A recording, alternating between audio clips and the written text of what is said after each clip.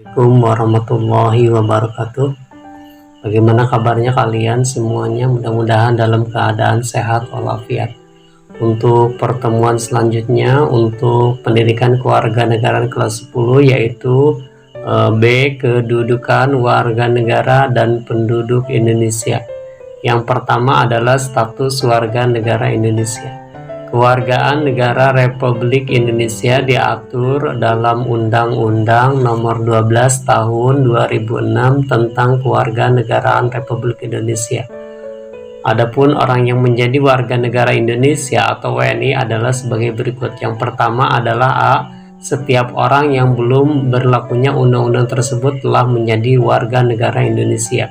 Kemudian B. Anak yang lahir dari perkawinan yang sah dari ayah dan ibu warga negara Indonesia. Kemudian yang C. Anak yang lahir dari perkawinan yang sah dari seorang ayah WNI dan ibu warga negara asing atau WNA atau sebaliknya. Yang keempat, D. Anak yang lahir dari perkawinan yang sah dari seorang ibu WNI dan ayah yang tidak memiliki kewarganegaraan atau hukum negara asal yang ayah tidak memberikan kewarganegaraan kepada anak tersebut. Nah, itu adalah bagian daripada status warga negara Indonesia. Kemudian salah satu syarat berdirinya negara adalah adanya rakyat. Nah, yang pertama adalah A. Pengertian penduduk. Pengertian penduduk adalah orang yang bertempat tinggal atau menetap dalam suatu negara. Sedangkan pengertian bukan penduduk adalah orang yang berada di suatu wilayah suatu negara dan tidak bertujuan tinggal atau menetap di wilayah negara tersebut. Kemudian B. Pengertian warga negara adalah orang yang secara hukum merupakan anggota dari suatu negara. Sedangkan bukan warga negara disebut orang asing. Nah, itu. Kemudian selanjutnya adalah asas-asas kewarganegaraan Indonesia.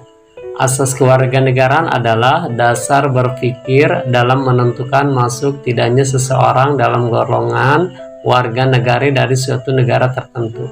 Pada umumnya, asas dalam menentukan kewarganegaraan dibedakan menjadi dua. Yang pertama adalah asas ius sanguinis atau asas keturunan, yaitu kewarganegaraan seseorang ditentukan berdasarkan pada keturunan orang yang bersangkutan. Yang B. Asas ius soli atau asas kedaerahan _tempat kelahiran, yaitu kewarganegaraan seseorang ditentukan berdasarkan tempat kelahirannya.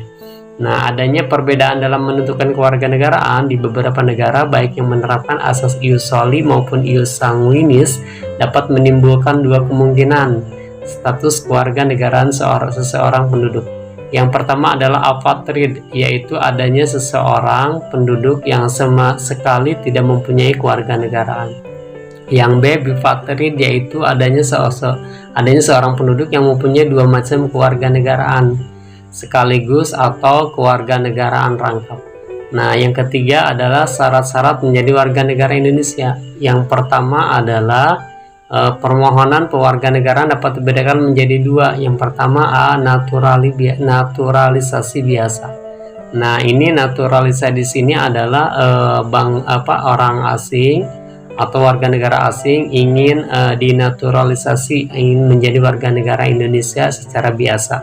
Kemudian yang B. Naturalisasi istimewa, yaitu warga negara asing yang telah berjasa memperjuangkan bangsa Indonesia.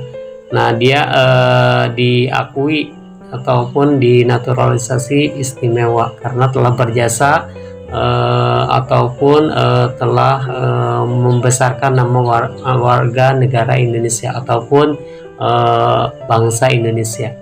Nah, itu adalah salah satu. Jadi salah satu syarat untuk warga negara Indonesia kan sudah mempunyai kartu tanda penduduk.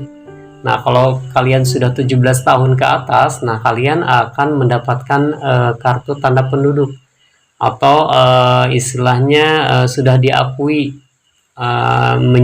mempunyai KTP. Kemudian kalau punya kendaraan, kalian harus mempunyai kartu SIM.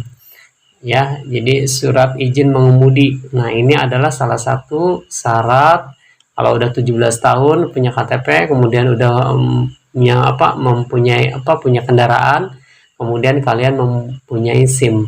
Nah, ini adalah salah satu berkaitan dengan kewarganegaraan. Jadi diatur berdasarkan undang-undang dan berdasarkan Pancasila. Sekian, terima kasih. Assalamualaikum warahmatullahi wabarakatuh.